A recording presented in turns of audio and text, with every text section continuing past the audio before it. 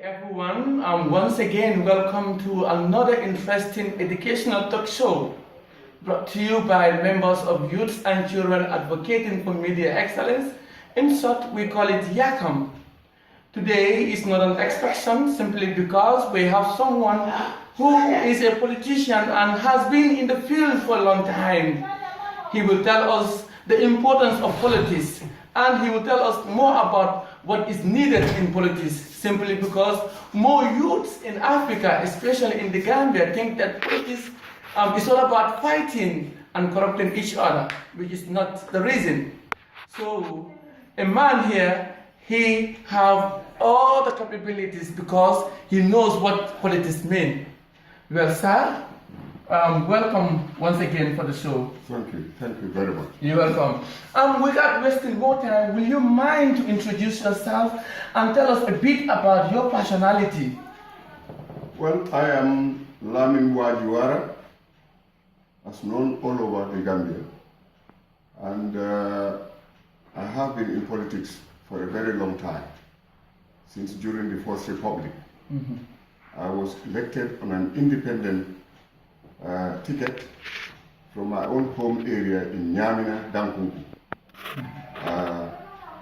in a long time. And I have been working across the whole country as district commissioners. Then they were called divisional commissioners, and now this is what we call the regions. Mm-hmm. And I have served in all the regions in the Gambia, mm-hmm, as governor, mm-hmm, and then with all the experience that I have, Gambia is a very exciting country, mm-hmm, to me, a small country, and I am proud that I belong to the Gambia. Mm-hmm. And we should send this out to all the young people to know that they have a country that they can be proud of. Yeah. Sir, you know you are a politician, as you mentioned it in your introduction. Yes. What is politics all about? Because when we talk about politics, people don't know what is politics. So what do you think politics is all about? Politics embraces everything. Mm-hmm. Because if you don't have good governance, then the country will be in chaos. And if you don't have democracy, there will be no development. And there will be no harmony among different citizens. Mm-hmm. So politics regulates everything.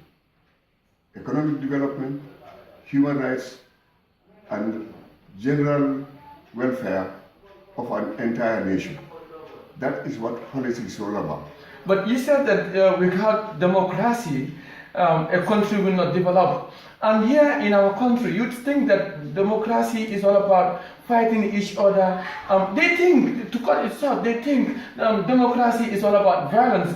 What do you think, democracy is all about? Can you please break down that information to the people? Well, people were introduced to democracy here since independence. And we had a government during the First Republic that respected human rights, mm-hmm, to an extent that they were respected all over Africa, because we have done things that are unprecedented. Mm-hmm.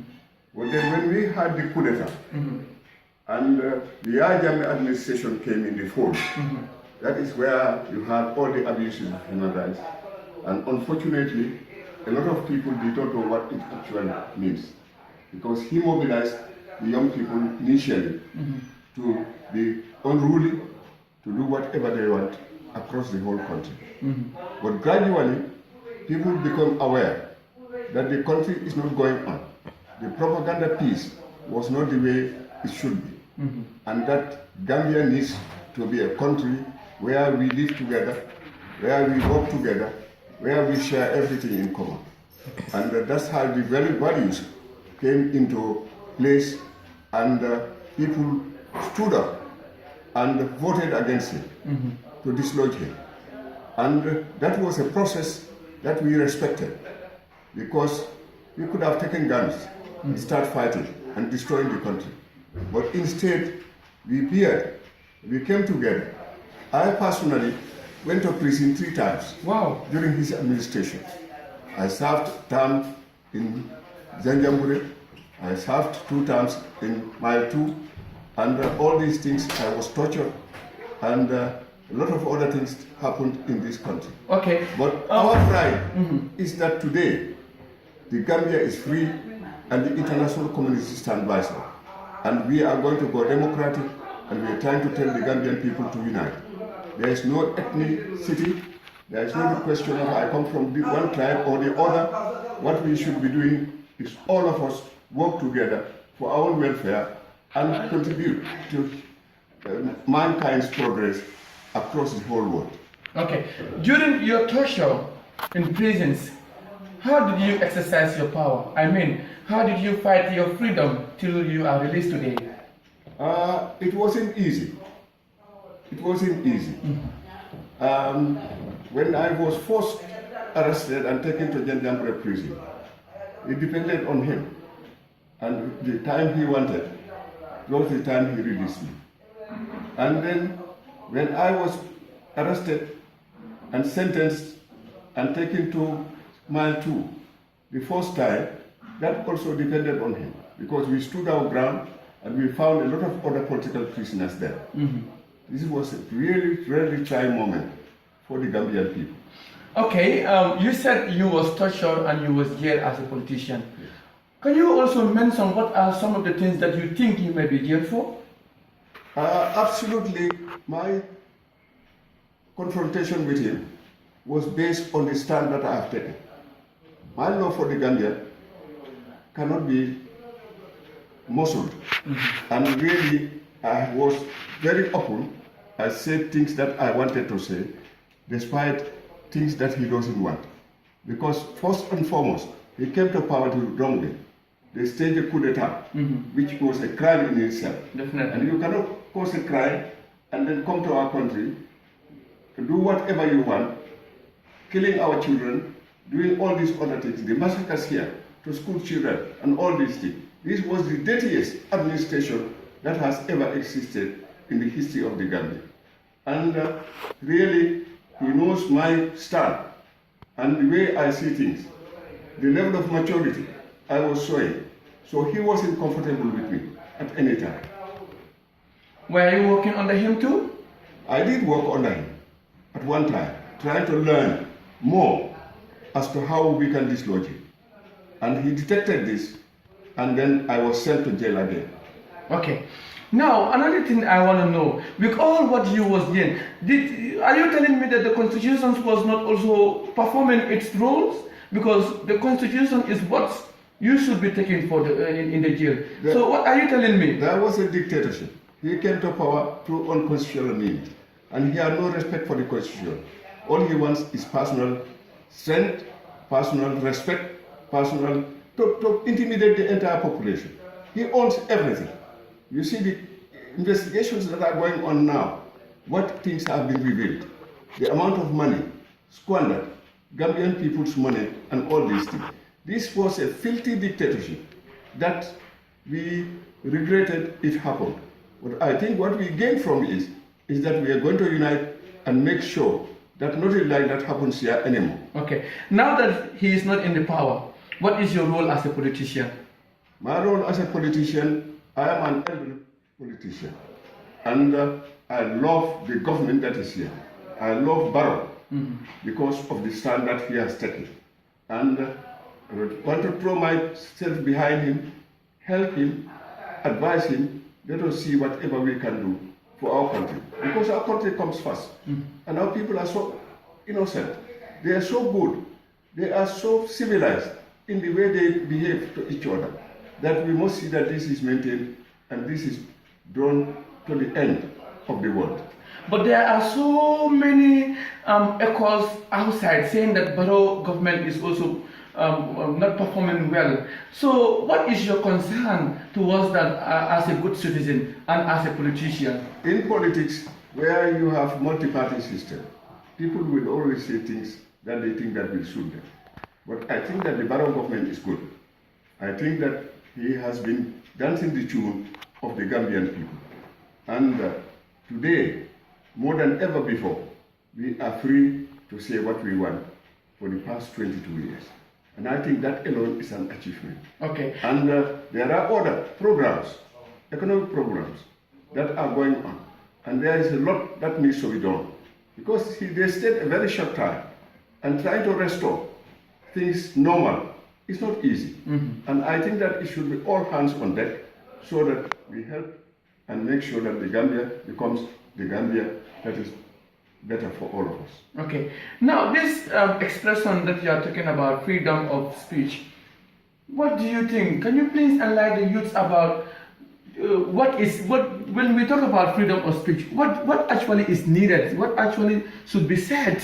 Because people think that you have to insult someone before you succeed. You have to do something that is not correct. So people are misusing this word, freedom of speech. So what do you think freedom of speech should be all about? Freedom of speech is very important, but it respects everybody.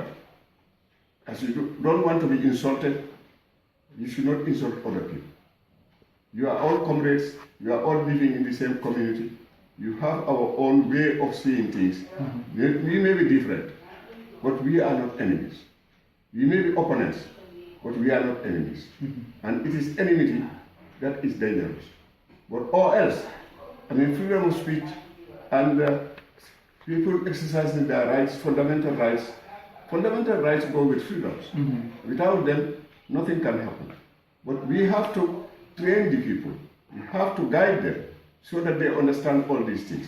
Because what we had in these 22 years of dictatorship was really a terrible situation. And it might still be in the minds of some people that think that that's the way you should behave. And we are saying, no, you should not behave that way anymore. Enjoy your rights and make sure other people also enjoy their rights. But every right has a limitation. It has to respect the other's rights. So this is what we stand for, and this is what we are trying to inculcate into the people. And I really know that the people really appreciate what is going on. And we have been given our freedom. Barrow is not a dictator. Barrow is elected by the people. Barrow is behind the people. And we are making sure that he succeeds.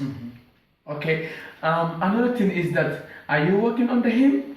Are you working under Barrow's? Are you working under him personally? I am not working under him per se, because I developed some ill health in prison, and when I came, but now I am recovering, and when I recover, I am also going to make my own contributions because of all the experience that I have. Okay. Now, in prison, can you at least express some of the feelings that you go through, the emotional, physical beatings that you went through? What are some of the sicknesses that catch you? It is very sad that the prison conditions were so bad, and they are there. And I don't think that that exists now, because everything that is inhuman is being dismantled. But this is what used to happen. When I first went to prison, I found Sana Sabali, who was his vice at the time. Also, our cells were just opposite each other. And I had a lot of discussions with him as for the man who is behind all this. And they joined hands and staged the coup, and here he is himself. And I learned a lot from him. You know the minds of people, how they operate. And I really enjoyed it, and I think I benefited from him. Why in the prison? Why he was in the prison? Because James took him to prison. Because they had their own squabbles, and I don't know what competitive these things there were between them. But that is how we ended in prison. So were you also given good foods, good waters, like prisoners? No. In fact, my sickness is because of the food that we used to give people or the lack of it.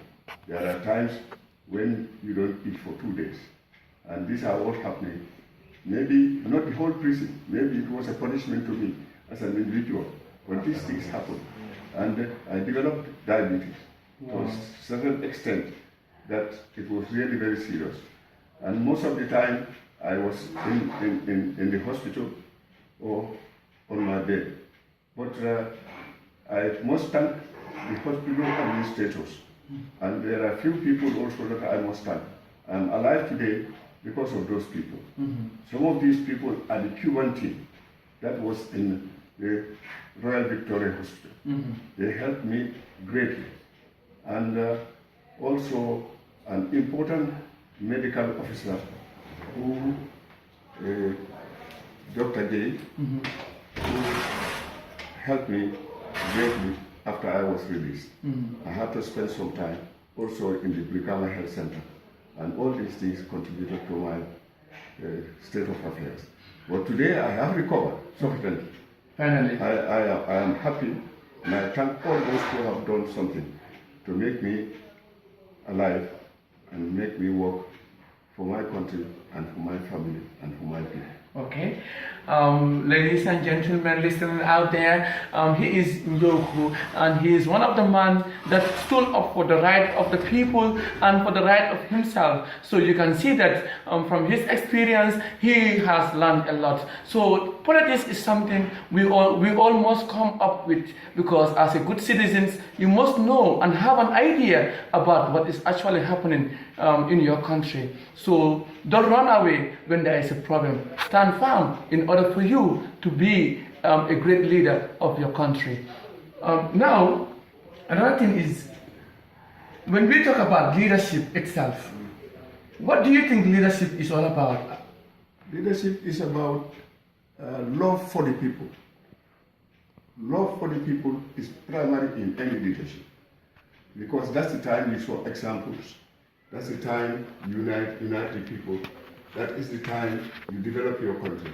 That is the time you stand up to the rest of so that the rest of the world will respect you. And this is what is gradually happening in this country. As I said, I have a lot of respect for Barrow. He is very modest, he is very kind, he is dedicated. And the Gambian people should be proud of him, and we should give him a chance to see that this transition that has brought people of all political persuasions together collectively is also very good. And I think that if we put the Gambia first and personal these things, then we'll be able to make it. Definitely. There's no doubt about it. Okay. And now, will you mind to tell us a bit about how you started being a politician? Just a bit about when and how and the struggles you go through. Tell us a bit about that. Well, politics comes in people at a very early age. Since I was in school, then I was in elementary school, I became the head boy. The head boy of the school, and learned a lot from that boarding school. Then I remember representing the school, going with Muhammad Buhari, the current president of Nigeria, to Abu Dhabi in North Wales, where we stayed for some time and had courses. And I came back to the Gambia, I finished school, I went to college to train as a teacher. And during the training also, I was very active as student leader. And primarily, what was in my mind was to defend the truth and stand by it. And we have been doing that for a long time. And then I left and went to university in Sofia, in Bulgaria. I was in Sofia State University, where I also, working as a student, I became Secretary General of the Union of African Students, President of the Federation of African Students in Europe, in Bulgaria, and then became President of the Union of African Students in Europe. Then I used to go to Prague from my studies and then look into the office and see what was happening. I remember some very interesting things, because then you had the Senior Soviet conflict at the time, and I sided with the Chinese, because I had a lot of administration. admiration for him Okay. at the time. Now that you are here, what have you done for your country? Well, I have served this country a long time. I said I have served as governor in all the regions. During the First Republic, during the part of the Second Republic, and I know the Gambian people, and the Gambian people know me inside out. I know the conditions in the country, and I have always defended the people. I made sure that the people's aims and objectives, and when they stand for development, when projects come, and all these other things, how to mobilize them to attain our aims. And today, this is what is on. Today, we think that the Gambia cannot go on and be a Gambia if we don't stand together and unite and work for the interests of the country. And this has been my stand as a civil servant. It was my stand as a politician, and it is still my stand today. Okay. Now, what do you dream to become in next 5 years?